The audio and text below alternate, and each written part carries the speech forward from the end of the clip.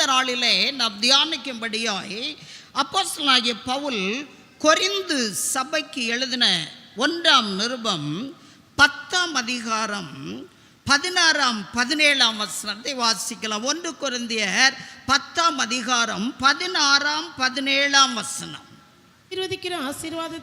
நாம் ஆசீர்வதிக்கிற ஆசீர்வாதத்தின் பாத்திரம் கிறிஸ்துவனுடைய இரத்தத்தின் ஐக்கியமாய் இருக்கிறது அல்லவா? கிறிஸ்துவனுடைய இரத்தத்தின் ஐக்கியமாய் இருக்கிறது அல்லவா? நாம் பிட்கிற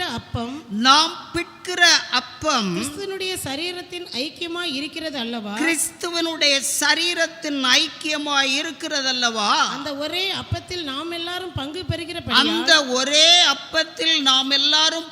பெறுகிறபடியால் அநேகரான நாம் ஒரே அப்பமும் ஒரே சரீரமுமாய் இருக்கிறோம்.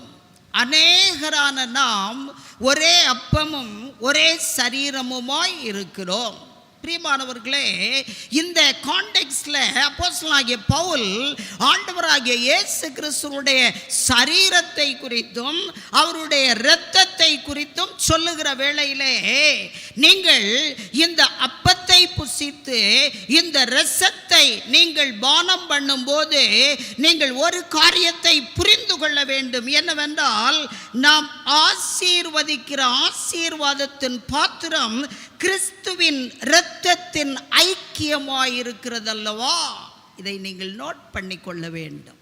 அருமையானவர்களே, ஏன் இந்த வார்த்தைகளை இந்த கொரிந்து சபையாருக்கு அப்போஸ்தலனாகிய பவுல் எழுதினார் என்பதை குறித்து நான் உங்களோடு சொல்லாமல் இருக்க முடியாது. அப்போஸ்தலனாகிய பவுல் இந்த கொரிந்து சபையாருக்கு நிருபம் எழுதுகிற வேளையிலே கொரிந்து சபையிலே அநேக பிரச்சனைகள், அநேக குழப்பங்கள், ஜனங்கள் ஒருவரை ஒருவர் கடித்து பட்சித்து கொண்டே இருக்கிறார்கள். நான் பவுலை சார்ந்தவன், நான் அப்பல்லோவை சார்ந்தவன், நான் கிறிஸ்துவை சார்ந்தவன். அநேகம் divisions திருச்சபைக்குள்ளே.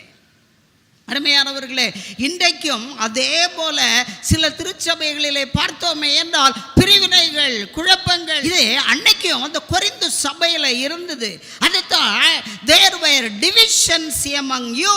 Why all these divisions என்று பவுல் அவர்களை சாடுகிறார், கோபத்தோடு பேசுகிறார். ஐயா, நான் உங்களுக்காக சிலுவையில் அறையப்பட்டேனா? கேள்வி கேட்கிறாரு. ஏன் உங்களுக்குள்ள இந்த பிரிவினைகள்? 1ஆம் அதிகாரத்தில் தெளிவா இந்த வார்த்தைகளை சொல்லிக் கொண்டே வருகிறார். 5ஆம் அதிகாரத்தில் வரும்போது உங்களுக்குள்ளே விபச்சாரம் உண்டு என்று பிரசித்தமாய் சொல்லப்படுகிறதே. ஒருவன் தன் தகப்பனுடைய மனைவியை வைத்துக் கொண்டிருக்கிறானே, அது அஞ்ஞானிகளுக்குள்ளும் சொல்லப்படாத விபச்சாரமாய் இருக்கிறது. பிரச்சனை எங்கன்னா சர்ச்சுக்குள்ள.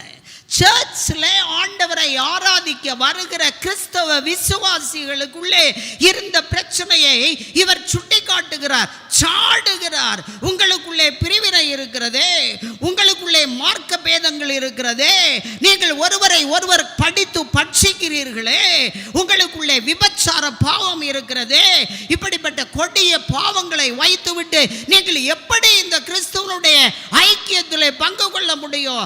எப்படி அவருடைய சரீரத்தை புசித்து எப்படி அவருடைய இரத்தத்தை பானம் பண்ண முடியும்? பெரிய கேள்வி. அருமையானவர்களே, அதனாலதான் இந்த வசனத்தில் அவர் தெளிவா சொல்றாரு. 10ஆம் அதிகாரம் 16ஆம் வசனத்தில், நாம் ஆசீர்வதிக்கிற ஆசீர்வாதத்தின் பாத்திரம் கிறிஸ்துவனுடைய இரத்தத்தின் ஐக்கியமாயிருக்கிறது அல்லவா?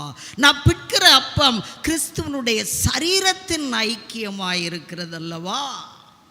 அருமையானவர்களே, சபை கூடி வந்திருக்கிறோமே, இன்னைக்கு ஆண்டவரை ஆராதிக்க வந்திருக்கிறோமே, நமக்கிட்ட ஏதாவது பிரிவினைகள் இருக்கிறதா? கணவனோட சரியான உறவு இல்லாதபடிக்கு வெளியே தவறான உறவு வைத்துக் கொள்ளுவார்கள். இங்க வந்தா ஸ்தோத்திரம் ஐயா என்று சொல்லுவார்கள். பாவம் உன் வீட்டு வாசற் படியில் படுத்து கிடக்குமே, எப்படி நீ கர்த்தருடைய பந்தியிலே பங்கு கொள்ள முடியும்? பவுல் கேட்கிறார், நான் கேட்கல. அன்றைக்கு இஸ்ரவேல் ஜனங்களை ஆண்டவர் வனாந்தர வழியாய் நடத்தி கொண்டு வருகிற வேளையிலே அவர்களிடத்தில் என்னென்ன பாவம் இருந்தது, எப்படிப்பட்ட பாவம் அவர்களிடத்தில் இருந்தது, அவர்கள் எப்படிப்பட்டவர்களாய் இருந்தார்கள், எப்படி அழிக்கப்பட்டார்கள், எப்படி எப்படி தேவ கோபாக்கரைக்கு ஆளானார்கள் என்பதை குறித்து பவுல் சொல்லும்போது இந்த 6ஆம் வசனத்திலிருந்து சொல்றார், நீங்கள் கிறிஸ்துவை பரீட்சை பாராதிருங்கள், விக்கிரக ஆராதனை செய்யாதிருங்கள், விபச்சார பாவத்தை செய்யாதிருங்கள், நீங்கள் தேவ ஆலயத்திலே வந்து கிறிஸ்துவனுடைய சரீரத்தை புசித்து அவருடைய இரத்தத்தை பானம் பண்ண வந்திருக்கிறீர்களே, உங்களுடைய வாழ்க்கையில இப்படிப்பட்ட ஒன்றும் இருக்கக்கூடாது. அல்லேலூயா. வீட்டுல பாவத்தை வச்சுக்கிட்டு துணிகரமாய் வந்து கர்த்தருடைய பந்தியிலே பங்கு கொள்ள வந்திருக்கிறீர்களோ? சிந்தித்து பாருங்கள், சிந்தித்து பாருங்கள். நாம் நம்முடைய பிள்ளைகளுக்கு சாபத்தை உருவாக்கி வைக்கிறோம் என்பது அர்த்தம்.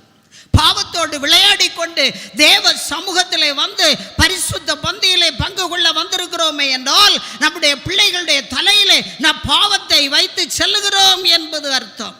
பாவம் உன் வீட்டு வாசற்படியில் படுத்து கிடக்கும் என்று ஆண்டவர் சொன்னாரே.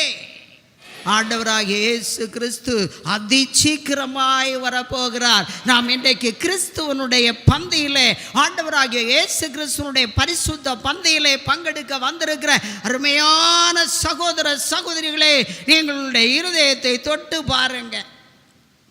நிறைய கிறிஸ்தவர்களுடைய வாழ்க்கையில் பார்க்குறேன், குடிக்கிற பெந்தேகோஸ்தே கிறிஸ்தவர்கள் இருக்கிறாங்க. தப்பாக நினைக்கக்கூடாது. கண்கூடா நான் பார்த்துருக்கிறேன் ஐயா. 2-3 மனைவிகளை வைத்திருக்கிற விசுவாசிகள் இருக்கிறாங்க. பச்சையா சொல்லணும் தான். இதை திருச்சபையில் இந்த பாவத்தை சொல்லலைன்னா ஆண்டவர் கேட்பார். எசேக்கியேலோட கேட்கிறாரே, ஜனங்கள் பாவத்தில் அழிந்து கொண்டிருக்கும் போது நீ அவர்களுடைய பாவத்தை சுட்டி காட்டவில்லை என்றால் அவர்களுடைய பாவத்தை உன்னுடைய தலையின் மேல் கேட்பேன் என்று சொல்லுகிறார். 2-3 மனைவி வைத்திருக்கிறவர்கள், கணவனுக்கு தெரியாமல் கள்ள காதல் வைத்திருக்கிற மனைவிகள் அநேகம் பேர் உண்டு. இன்றைக்கு கிறிஸ்தவத்திலே இருக்கிறார்கள். கிறிஸ்தவர்கள் என்கிற போர்வையில் இந்த பாவத்தை துணிகரமாய் செய்து கொண்டு தங்களுடைய பிள்ளைகளுடைய வாழ்க்கையிலே மண்ணை போட்டு கொண்டு செல்கிற பெற்றோர் அநேகம் பேர். ஆண்டவருடைய வருகை இன்றைக்கு வருமே என்றால் நம்முடைய நிலைமை என்ன? நிலைமை என்ன?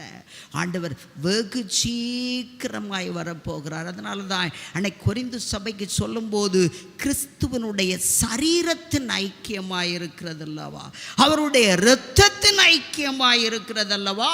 கிறிஸ்துவனுடைய சரீரத்தை புசித்து அவருடைய இரத்தத்தை பானம் பண்ண வந்திருக்கிற அருமையான திருச்சபையாரே, நம்முடைய வாழ்க்கையில இன்றைக்கு பரிசுத்தத்தை கடைபிடிக்க நாம் தவறிவிட்டோமே என்றால் நாளைய தினம் நம்முடையதல்லவே. ஜாக்கிரதையோடு இதிலே பங்கு கொள்ள வேண்டும்.